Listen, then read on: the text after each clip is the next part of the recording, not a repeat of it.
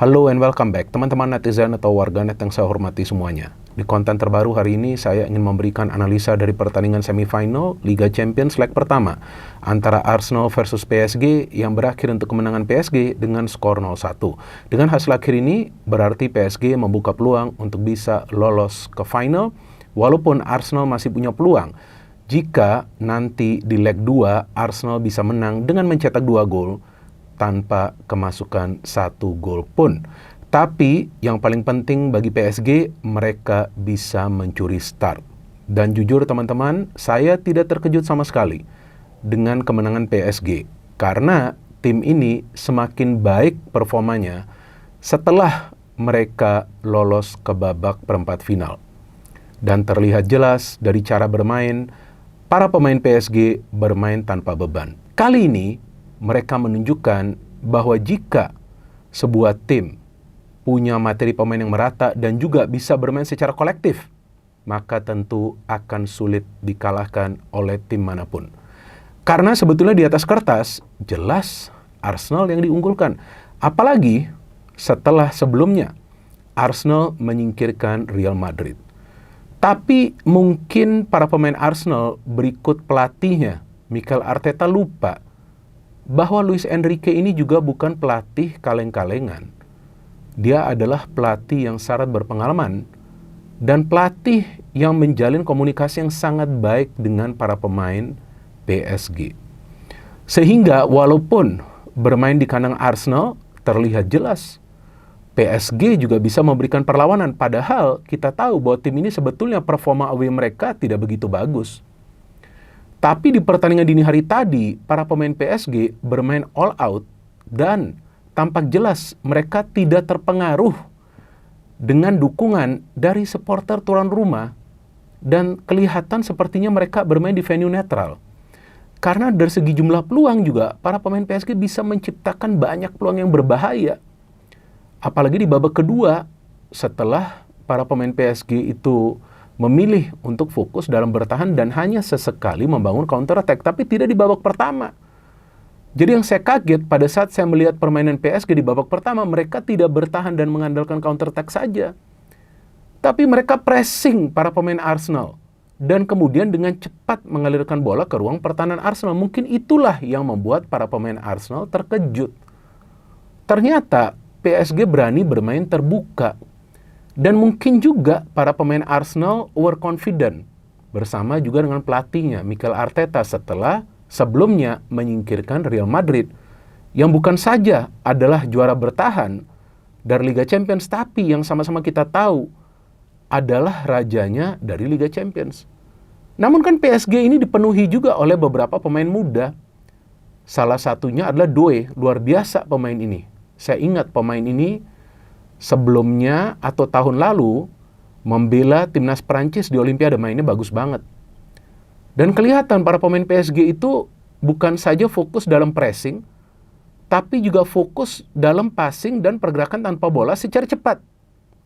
Sehingga dari segi kecepatan, para pemain PSG itu sulit untuk bisa diantisipasi oleh para pemain Arsenal di lini pertahanan. Dan memang Arsenal tidak full tim. Kita sama-sama tahu ada banyak pemain mereka yang cedera. Dan yang paling penting ada Gabriel dan juga Partey yang cedera. Ini kan dua pemain yang agresif. Tapi seharusnya itu tidak dijadikan alasan. Karena secara permainan Arsenal juga tidak buruk. Tapi para pemain Arsenal tidak bisa bermain dengan high tempo di babak pertama. Nah, itulah yang membuat para pemain PSG mendapatkan momentum. Karena di 30 menit awal jalannya pertandingan, kita bisa melihat para pemain PSG lebih banyak menciptakan peluang-peluang yang berbahaya. Mungkin para pemain Arsenal itu tertidur di 30 menit awal jalannya pertandingan. Saya tidak bercanda, kelihatan banget. Mereka tuh tidak bisa menaikkan tempo permainan. Mereka passing, bagus. Tapi build up-nya itu terlalu lama. Maka itu Arsenal baru bisa mendapatkan peluang yang berbahaya. Jika saya tidak salah, itu sebelum halftime menit ke-44 atau 45 itu dari Martinelli. Yang Luis Kelly mau tidak mau harus masuk sedikit ke tengah. Karena di tengah itu PSG sangat kuat. Ya kan kelihatan jelas mereka tuh bisa counter pressing, cepat mengalirkan bola. Dan saya melihat para pemain Arsenal lebih fokus pada pergerakan pemain PSG dengan bola bukan dengan pergerakan para pemain PSG yang mencari ruang untuk bisa mendapatkan bola dari rekannya. Seperti gol yang terjadi ini, Dembele bisa masuk begitu enak dari tengah sampai ke ruang pertahanan Arsenal, memberikan bola kepada Kvaratskhelia, kemudian Kvarat bisa memberikan umpan tarik lagi kepada Dembele, dan Dembele bisa mencetak gol. Nah, terlihat para pemain Arsenal sedikit terlambat untuk melakukan recovery negatif, sehingga Dembele itu tidak terkawal pada saat dia menerima umpan kembali dari Kvara. Nah, inilah menjadi masalah bagi para pemain Arsenal kadang-kadang, yaitu transisi negatif. Dan memang setelah itu adalah peluang kan dari Kiwior yang Odegaard memberikan umpan dari free kick, ada juga dari Trossard ya, tapi peluangnya tidak begitu berbahaya. Namun saya melihat dalam hal ini yang tidak tampil dalam performa terbaiknya adalah Martin Odegaard. Karena Martin Odegaard itu sebetulnya adalah opsi kedua bagi Arsenal dalam urusan membangun serangan. Jadi tidak saja hanya terpaku kepada Saka, Trossard, atau Martinelli, tapi seharusnya Odegaard juga mengambil alih kendali permainan. Namun di pertandingan dini hari tadi, Odegaard itu tidak selalu kelihatan dan tidak selalu bisa lama menguasai bola, apalagi memberikan umpan-umpan kunci. Dia hanya bisa satu kali memberikan umpan kunci, itu pun dari free kick. Dari open play gak bisa. Karena memang dia dikawal ketat. Dan memang kelihatan dari segi kedalaman skuad itu, PSG jauh lebih unggul. Karena pada saat Luis Enrique melakukan perubahan atau pergantian pemain di babak kedua, dengan memainkan beberapa pemain dari bangku cadangan, seperti Gonzalo Ramos, seperti Barcola, ya, dan Warren Zaïre-Emery. Nah, mereka tetap kompak di atas lapangan. Bahkan di babak kedua tuh hampir saja PSG menambah keunggulan. Dengan kerjasama antara Ramos dengan Barcola, kemudian sekali Ramos hampir mencetak gol dari counter-counter PSG. Dan Arsenal, saya melihat Arteta tell me. Apa itu artinya tell me? Telat mikir pada saat sistem penyerangannya, walaupun menghasilkan beberapa peluang, tapi gagal menghasilkan gol. Meskipun kita tahu Mourinho tuh mencetak gol setelah halftime, saya lupa, menit 49 atau 48 tuh. Tapi ternyata setelah diperhitungkan atau dikalkulasi dengan semi-automated offside sistem dari ruang VAR, ternyata Mourinho setengah kaki lah dia offside. Sayang juga, kalau nggak itu sih sudah gol. Tapi kan selain itu saya melihat hanya Trossard lagi yang mendapatkan peluang yang berbahaya. Jadi artinya ini 3 peluang yang berbahaya lah. Trossard, Martinelli, dan juga ada Saka tuh. Sekali peluang di babak pertama itu pun dia berjuang habis-habisan karena backup dari second line ini tidak begitu baik. Bukan karena partinya cedera, enggak. Tapi coba lihat Declan Rice dan juga Merino, enggak begitu baik supportnya ke depan.